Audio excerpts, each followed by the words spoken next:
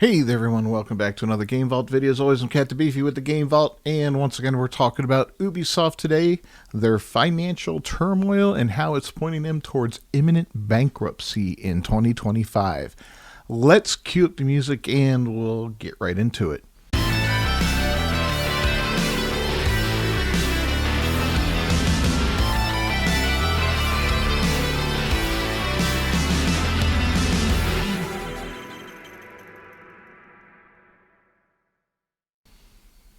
Alright, we've talked about this before many times on this channel. Ubisoft's not doing very well, and this is likely the sentiment shared by its executives as they grapple with the fall of a once incredible gaming giant.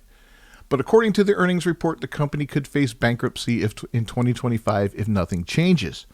Now, Ubisoft's a big company. They've put out some amazing games throughout the years. They're responsible for Assassin's Creed, Far Cry series, many games that have innovated and inspired many people in the gaming industry, sold millions and millions of copies of games throughout the years. But they've fallen from grace. They've embraced ideologies that a lot of gamers it doesn't resonate with a lot of gamers. They've done things that are a little on the unsavory side with gaming, like putting microtransactions in single-player games. Yves Guillemot, the CEO, stating that you really don't own their games when you buy them, and things like that. It's not been a good road for them lately, and 2024 was especially rough for them, as they've had some real underperforming or just flat-out flops this year. Things like Skull and Bones, which was a 10-year flop and just a miserable launch. Star Wars Outlaws underperformed. I don't remember if Avatar was this year or the year before, but that severely underperformed. The Prince of Persia game underperformed. The latest Assassin's Creed Shadows was supposed to come out in November, but they ended up putting it off till February of 2025.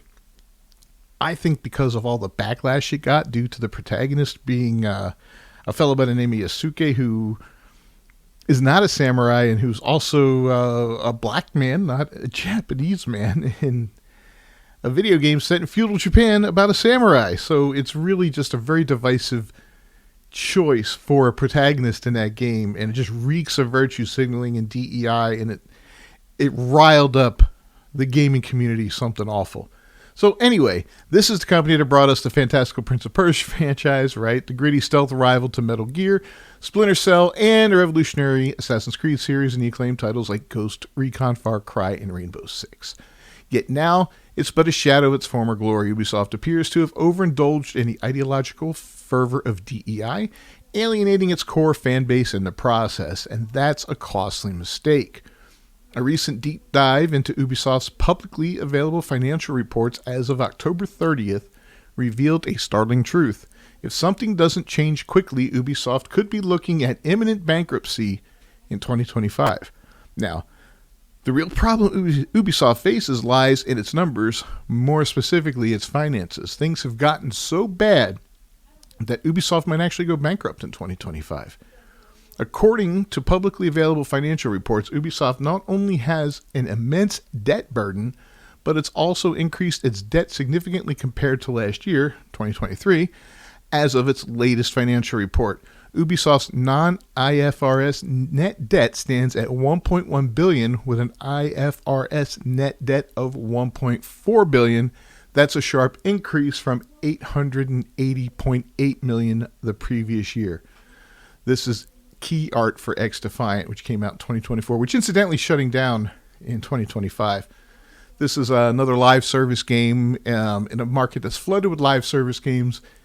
And if you look at it, look at the character design and all of it, the purple colors, the flare of it and all that, it just reeks of DEI gayness. I mean, it's really terrible looking.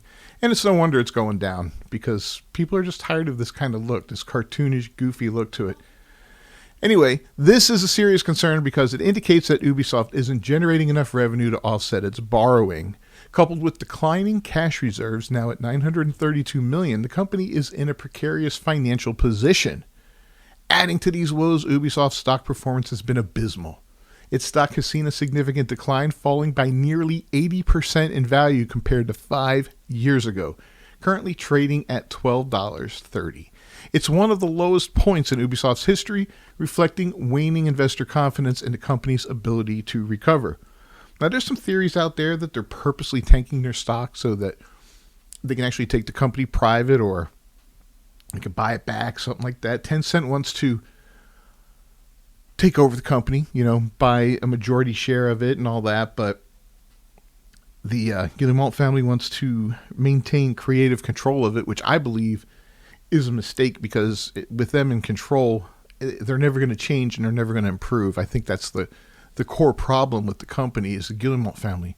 They've embraced this whole DEI nonsense, and that's what's dragging this company down. And I don't understand how, people can continue to push this nonsense, and expect, what do you think if, all right, you did it once, it failed. You did it twice, it failed. You did it 3 times, it failed.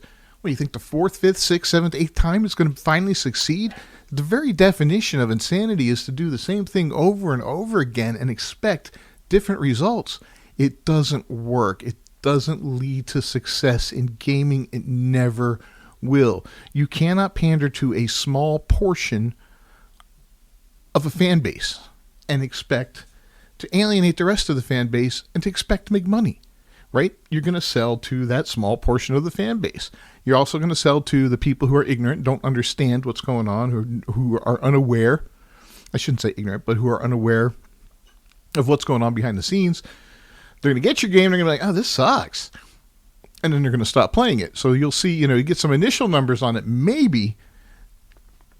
And then those numbers will fall off dramatically. Look at Dragon Age Veilguard. But for the most part, people are just going to turn away from it and not buy it. It's absolutely pathetic. But yeah, here's the Ubisoft stock. I mean, look at this. Just in the toilet, man.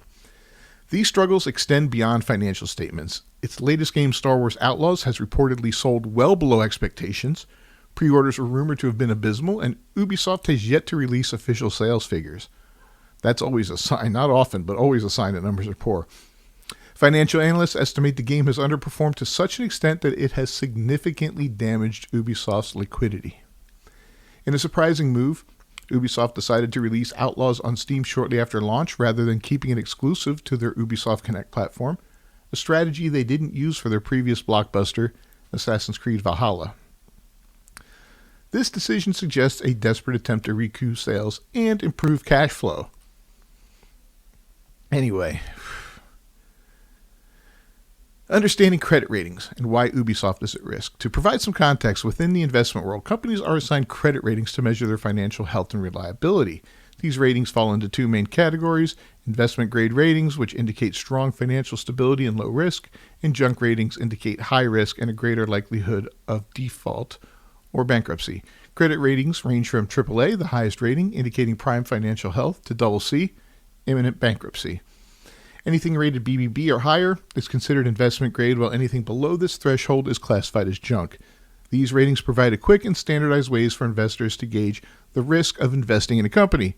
They're often determined by credit agencies like Moody's, Fitch, or S&P Global. However, in cases where a formal public rating isn't available, analysts rely on publicly available data to estimate a company's standing.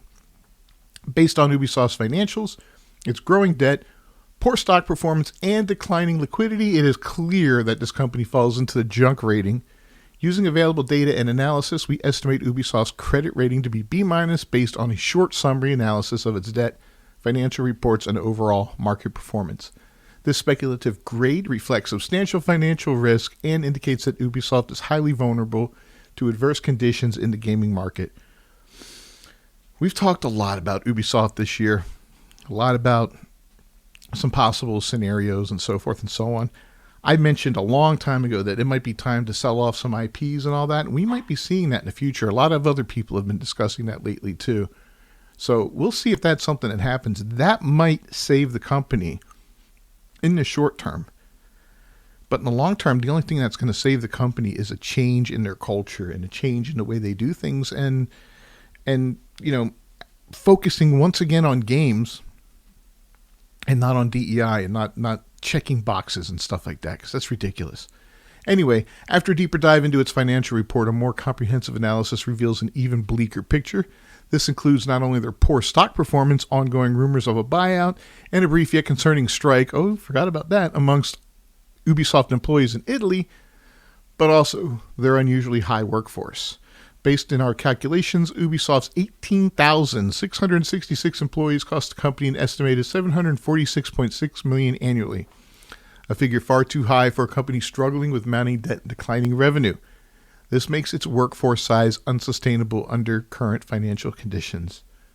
They just laid off a bunch of people too. I think they did that more than once this year.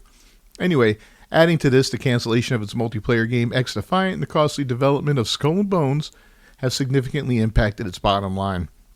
Skull and Bones alone has reportedly cost between $650 and $850 million over a decade of development, an investment the company will almost certainly never recover due to the game's poor performance. Some of that money was actually provided by the Singapore government, too. Anyway, these failures highlight major inefficiencies in Ubisoft's management of resources and production cycles.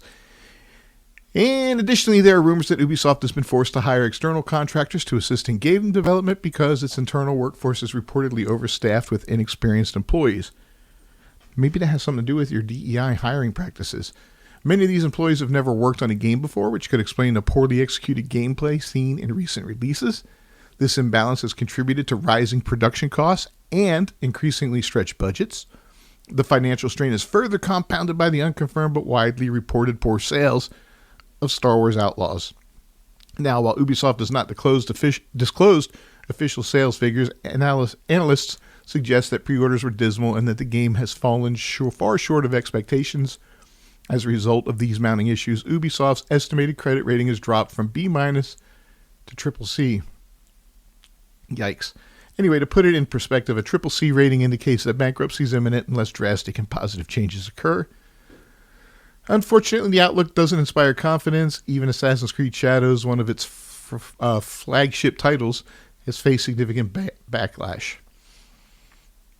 Despite them, delaying the game's release until next year, I don't know, man. I don't think it's gonna help, and I think it's gonna be delayed even further beyond that.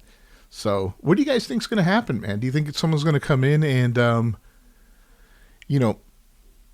maybe go in and buy it out a little bit and make that investment and buy them out at a low rate? Tencent, you think that deal's going to go through? Do you think that the Guillemot family will give up creative control? Do you think they're going to have to sell off IPs just to survive? And if they are, which ones would they do? I mean, selling off something like Assassin's Creed would be foolish. You would think the two that they would hold on to would be Assassin's Creed and maybe Far Cry. Those are two of their bigger IPs. Maybe, I don't know, man. I don't know what's in the future for these guys, but whatever it isn't good. It's time to circle the wagons for these guys, take a look at how they're doing business, and fix it. Otherwise, they're going to have to change their pronouns to was, were. I'm Cat the Beefy. Don't forget to leave a like on the video down below, subscribe to the channel, and ring that bell for notifications. I will see you guys next time. Until then, peace.